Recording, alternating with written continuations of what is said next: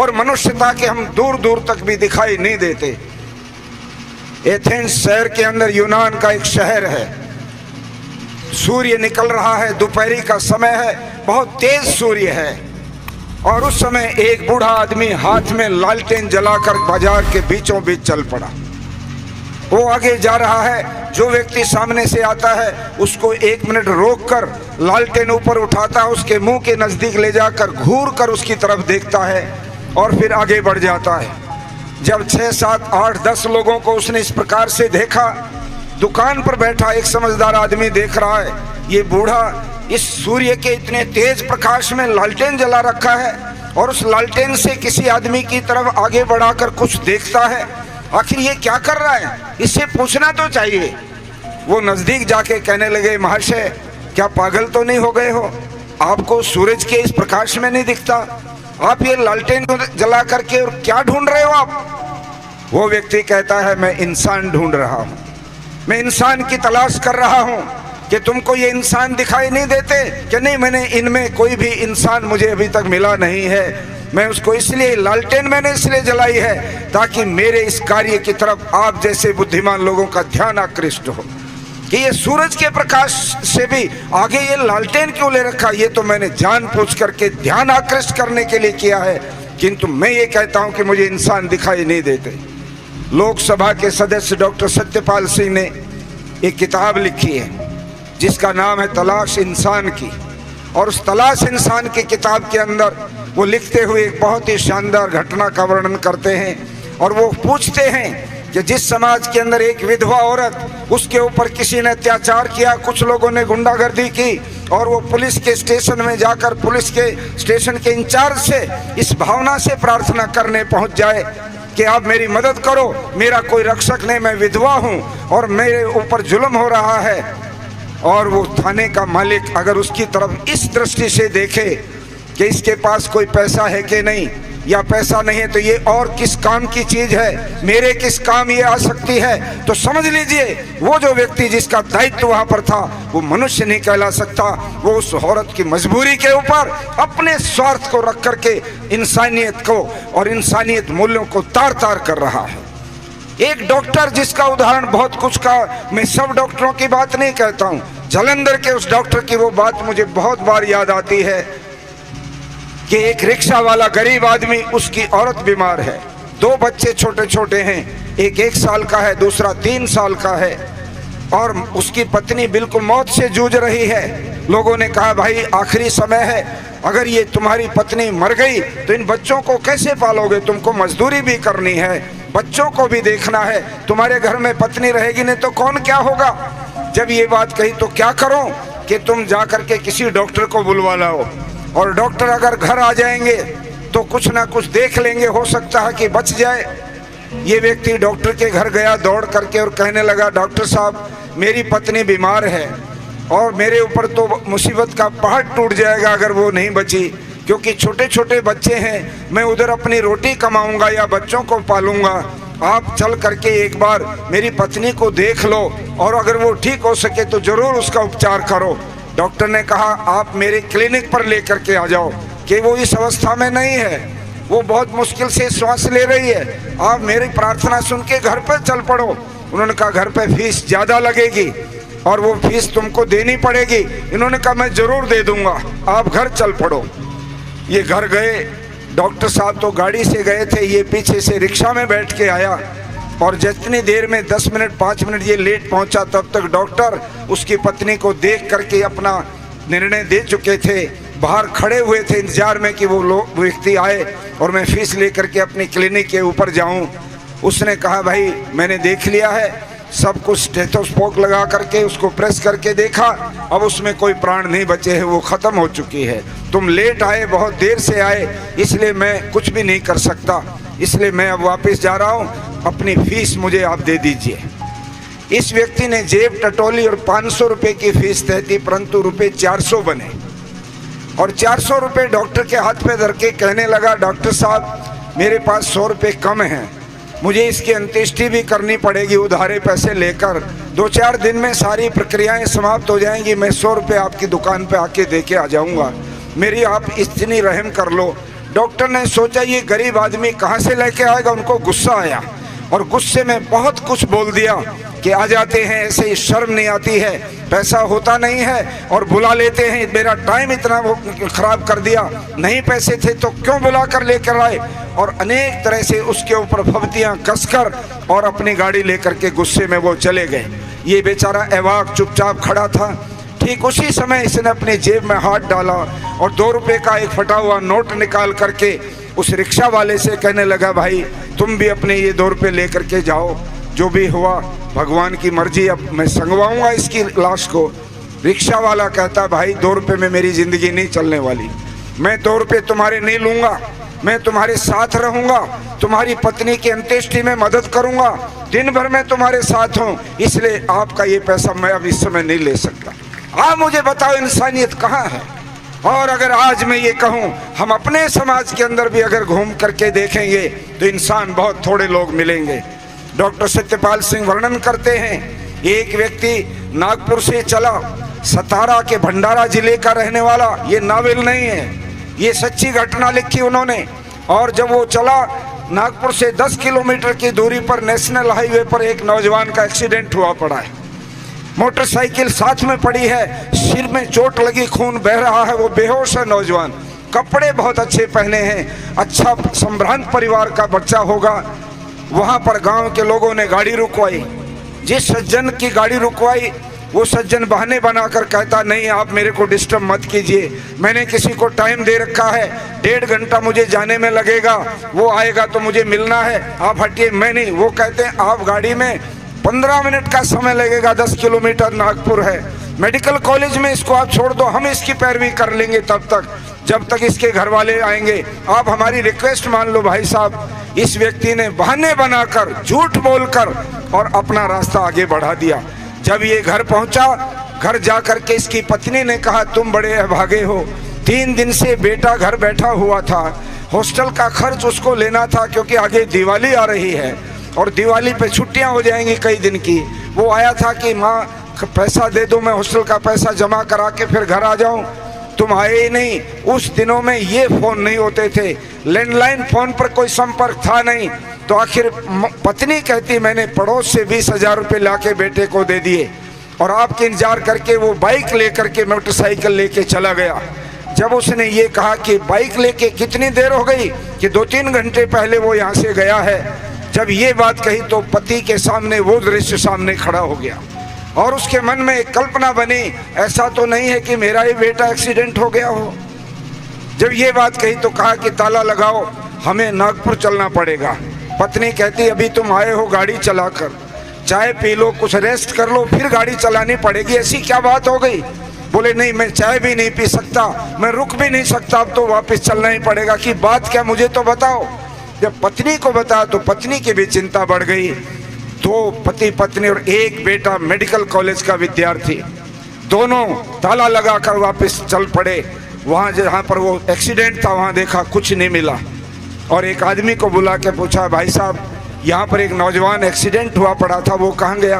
कि पुलिस का बहुत बड़ा दल आया था, वो अपने साथ उसको लेकर के चले गए, अब तो आप अस्पताल में जा कर के ढूंढो, हमको नहीं पता।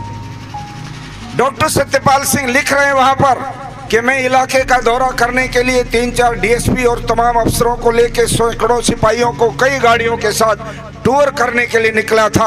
और जब उस बच्चे के पास मेरी कानवाई आई, मैंने फौरन सबको रुकवा के डीएसपी से कहा, देखो ये लोग क्यों इकट्ठे हो रखे हैं यहाँ पर, क्या बात है।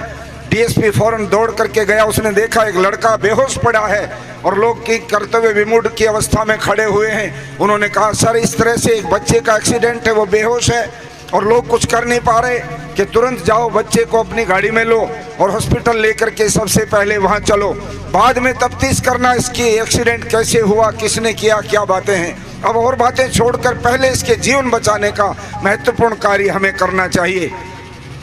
डॉक्टर सत्यपाल सिंह ने, जो चीफ थे मेडिकल, क्यों कमिश्नर थे वो नागपुर के, बहुत बड़े अधिकारी थे, उस डॉक्टर को भी कहा, डॉक्टर अच्छा लड़का लगता है, किसी अच्छे परिवार का, इसका जीवन बचना चाहिए। और उसने भी कह दिया, हम पूरी कोशिश करेंगे सर कि इसको हम बचा सकें। उन्होंने कोशिश की और ये जो दोनों पति पत्नी जब हॉस्पिटल गए जहाँ पर उनका बेटा पढ़ता था, रिसेप्शन पर जाकर के पूछा, इस नाम का बच्चा यहाँ पर 4 घंटे पहले एडमिट हुआ है क्या? तो रिसेप्शनिस्ट ने जब पन्ने उल्टे और 40-50 नाम छोड़ के जो पीछे उस नाम का लिखा हुआ नाम देखा, वो कहने लगा, हाँ एडमिट हुआ है, इमरजेंसी में इतने नंबर बेड पर ये लड़का है। जैसे ये सुना, सुनते ही इस व्यक्ति के जैसे पैरों के प्राण निकल गए हों, मूर्छा सी आ गई हो, ये लड़खड़ा करके गिरने की अवस्था में आ गया। उस समय पत्नी ने संभाला, कुछ कर्मचारियों ने संभाला और इसको सहारा दे के इमरजेंसी की तरफ आगे ले गए। इमरजेंसी के गेट में जोर से बोल रहा है, कहाँ है वो इतने नंबर बेड में, अपने बेटे को एक बार मिल लेना चाहता हूँ, मुझे दिखाओ मेरा बेटा कहाँ है। वहाँ सन्नाटा था।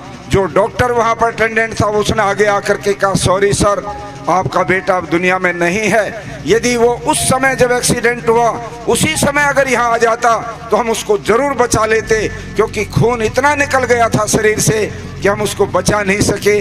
अगर उस समय कोई कुछ व्यवस्था हो जाती यहाँ आने की तो जरूर वो बचता। और उसकी लाश को सफ़ेद कपड़े में लपेट के अलग से रखा हुआ था। ये पिता जा करके उसकी छाती पर माथा पटक कर कहता है, दुनिया के लोगों, ये जो अपने लिए जिंदगी जीने की जो एक प्रवृत्ति है, ये स्वार्थी वृत्ति जो मनुष्य की बन गई है कि और की आग में मैं क्यों जलूं, और के दुख में मैं क्यों जाऊं, और की मदद मैं क्यों करूं, ये जो व्यक्तिगत जीवन और स्वार्थी जीवन हमने बना लिया है, ऐसा ना हो कि मेरी तरह से एक ही बेटा वो मैंने इसलिए खो दिया कि उसी समय एक्सीडेंट हुआ था, और अगर मैं उसको लेकर के हॉस्पिटल आ गया होता, चाहे वो किसी का भी बच्चा होता, तो शायद वो बच जाता और आज मैं इस प्रकार से अपनी माथा पेट करके रोता नहीं। ये है इंसानियत के गुण। आज मैं देखता हूं कितनी बुरी बुरी स्थितियां बन गई हैं। शराब पी करके बाप रोहिणी की एक अदालत में 13 साल की अपनी लड़की के ऊपर हाथ उठाता है, उसकी सजा हुई, और उस 20 साल की सजा बाप की इसलिए होती है कि नशे में पागल होकर उसने अपनी ही बेटी के ऊपर हाथ उठाया। ये रोज घटनाएं हम देख रहे हैं। आप सोचते हैं ये इंसान है, ये मनुष्य है? मनुष्य ढूंढने के लिए आपको बहुत कुछ चीजों को देखना पड़ेगा।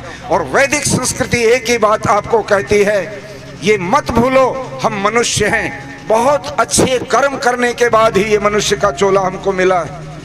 ऐसा ना हो कि इसको हम गंवा दें, क्योंकि यदि हम अच्छे कार्य नहीं करेंगे, परोपकार नहीं करेंगे, औरों की मदद में हम आगे नहीं आएंगे, तो हम भी संस्कार शून्य हो जाएंगे और एक न एक दिन ये मनुष्य का चोला भगवान हमसे लेकर हमको पशु पक्षियों में भेज देगा और उस अंधेरी योनियों में ही पता नहीं कितने वर्ष तक धक्के खाने पड़ेंगे।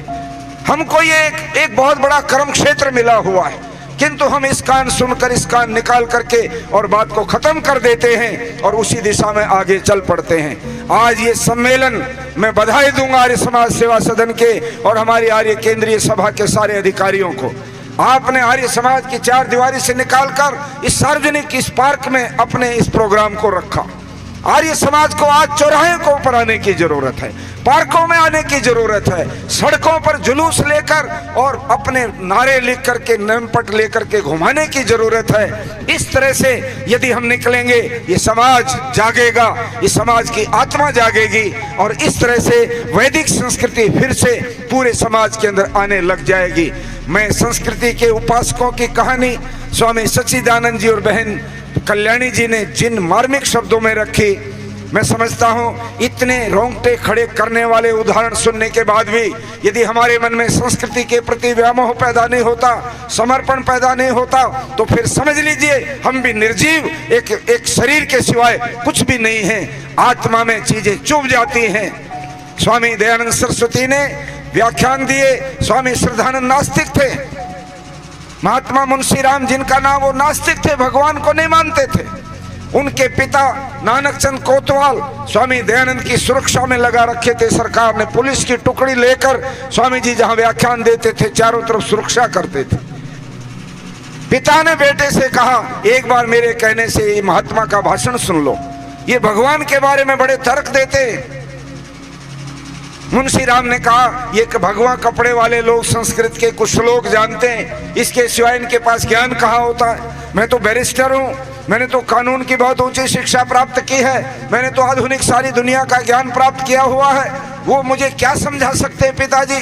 किंतु पिता ने बार बार कहा तो श्रद्धानंद का मन बन गया, चलो पिताजी कह रहे हैं तो चले जाते हैं। और जाकर स्वामी दयानंद के सत्संग में बैठ गए। पहला दिन, दूसरा दिन और तीसरा दिन तो ऐसा बीता कि श्रद्धानंद स्वामी दयानंद जी की बग्गी के पास खड़े हो गए। और जब स्वामी जी मंच छोड़कर बग्गी के पास गए, स्वामी श्रद्धानंद झुक करके अभिवादन करके कहते हैं, महाराज आपके भाषण ने तो क्रांति मचा दी। 99% तो मैं भगवान का उपासक हो गया हूँ, मेरा विश्वास हो गया है ईश्वर पर, 1% ही बाकी रह गया।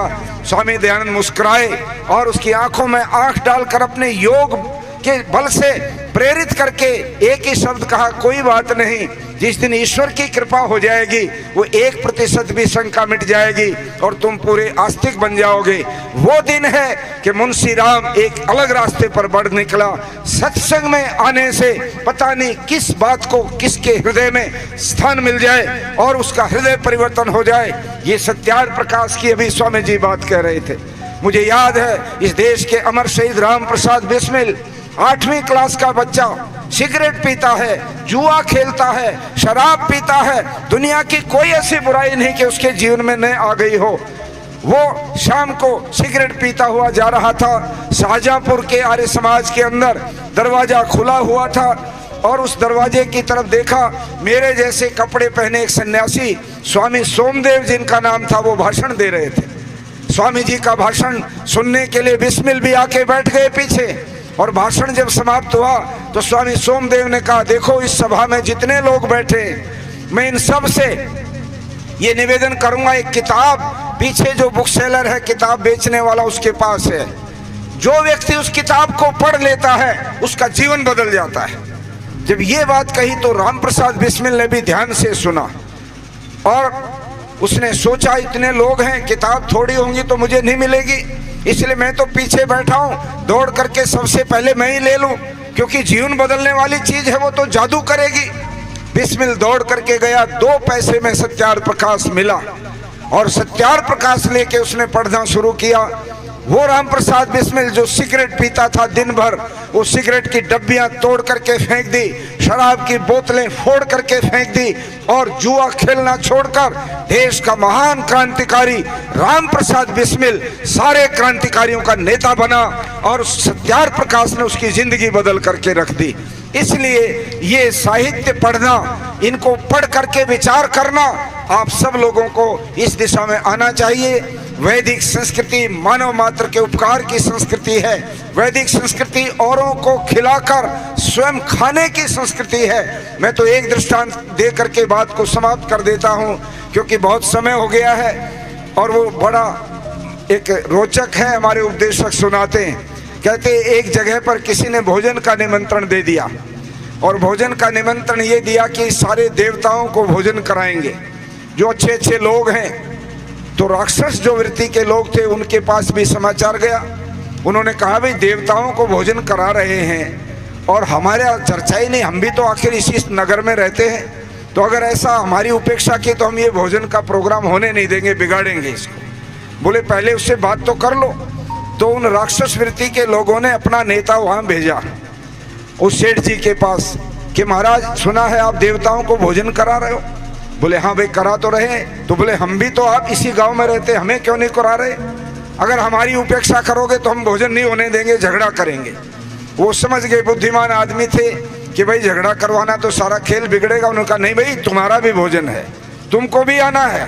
अब ये तो सारे आ गए और सब भीड़ हो गई। तो ये कहने लगे इन देवताओं से पहले हम करेंगे, क्योंकि आप जानते हो कि ये तो राक्षस वृत्ति का आदमी तो अपना पेट भरने के ही सोचता है, दूसरे को नहीं सोचता। वो दूसरा मर जाए कुछ भी हो जाए उसको कोई लेना देना नहीं। तो तब उन्होंने कहा, किसी ने सुझाव दिया इन्हीं को बिठा लो पहले। पर एक सुझाव बड़ा बुद्धिमानी का दे दिया सेठ जी को कि एक नियम बना दो कि जो भी भोजन करने बैठेगा उनके दोनों हाथों को डंडे बांधे जाएंगे। उन्होंने कहा भाई पहले आप बैठ जाओ, ये शर्त है, डंडे बंधेंगे सबके हाथों के। बोला ये फिर इनके भी बंधेंगे? हाँ सब। बोले सबके, वो तो नियम एक है। अब इन राक्षसों को हाथों को डंडे बांध दिए और भोजन परोस दिया। लड्डू रखे हैं, पूड़ी सब्जी, जो जो अच्छी दावत होती है, अब ये उठाएं, हाथ मुड़े नहीं, ऊपर ले जाकर थोड़ा सा यूं देख के छोड़े लड्डू, कोई माथे पर गिरे, कोई कंधे पर गिरे। सब्जी भी छीटम छीट खराब करके गुस्से में उठ गए। कहने लगे 20 मिनट का समय, उठ जाओ, अब तुम्हारा भोजन हो गया। बोले इनके भी डंडे बांधो, हम देखेंगे ये कैसे खा लेंगे। अब उनके बांधे तो भाई वो तो दूसरों के लिए जीवित रहते हैं देवता, तो वो तो दूसरे को पहले खिला के खाते हैं। उन्होंने सारे के सारे देवताओं को कह दिया नेता ने कि डंडे बांधे हैं, आमने सामने बैठ जाओ और उसकी प्लेट से उठा के उसको खिला दो, वो तुम्हारी प्लेट से उठा के तुमको खिला देगा। ठाट से खा करके उठना, कोई परेशान होने की जरूरत नहीं है। खूब भरपेट भोजन उन विद्वानों ने और उन देवताओं ने किया और ये जल के राख हो गए। बोले ये तकनीक हमें क्यों नहीं बताई? बोले तुम्हें भगवान ने नहीं बता रखी, तुम तो अपने लिए जीवित रहते हो। वैदिक संस्कृति औरों के लिए जीवित रहने की प्रेरणा देती है, गरीबों के लिए जीवित रहने की प्रेरणा देती है, सारे समाज को साथ लेके चलने की प्रेरणा देती है। आओ हम इन विचारों को परिवारों में फैलाएं। समाज बहुत बड़ी ताकत होती है। पूरे समाज को बिना जात बिरादरी के भेदभाव के, बिना किसी ऊंच नीच के भेदभाव के, हम सब लोग मिलकर, स्त्री और पुरुष, जवान और बूढ़े, सब मिलकर के जहाँ चलेंगे उसी समाज को उन्नत समाज कहते हैं, उसी को सामाजिक उन्नति कहते हैं। जो ऋषि दयानंद जी महाराज ने आर्य समाज के जो 3 उद्देश्य बताए, शारीरिक, आत्मिक और सामाजिक उन्नति, उसका मतलब यही है वो समाज जहाँ सारा समाज इकट्ठा सारे सुख दुख में शामिल होकर चले। ऐसे समाज की कल्पना वैदिक संस्कृति की कल्पना है। आओ मिल करके इस तरफ बढ़ेंगे। ऋषि दयानंद की 200वीं जयंती का ये वर्ष है और ऋषि दयानंद के इन्हीं स्वर्णिम सिद्धांतों को, इन विचारों को आम आदमी तक पहुंचाने के लिए फरीदाबाद के आर्य भाइयों से मैं निवेदन करूंगा, धुआंधार प्रचार शुरू करो। 1 साल तक माइक की आवाज बंद मत होने दो। कभी उस मोहल्ले में, कभी उस पार्क में, कभी कहीं धुआंधार ऋषि दयानंद की आवाज को लगातार फैलाने का काम करो। और जितनी संख्या भाई आज हमारी है आर्य समाजों में लगा लो, जहां भी हम कम से कम ये संकल्प जरूर करें कि जितने बैठे हैं आप ही तय कर लो, अपने यारे प्यारे जो विशेष आपके साथी हैं, 5-5 आदमी तो आप सारे के सारे तय कर लो कि आर्य समाज से हमने जोड़ने हैं। लाखों नए लोगों को भर्ती करो, नौजवानों को और महिलाओं को ज्यादा भर्ती करो, ताकि भविष्य आर्य समाज का अच्छा हो।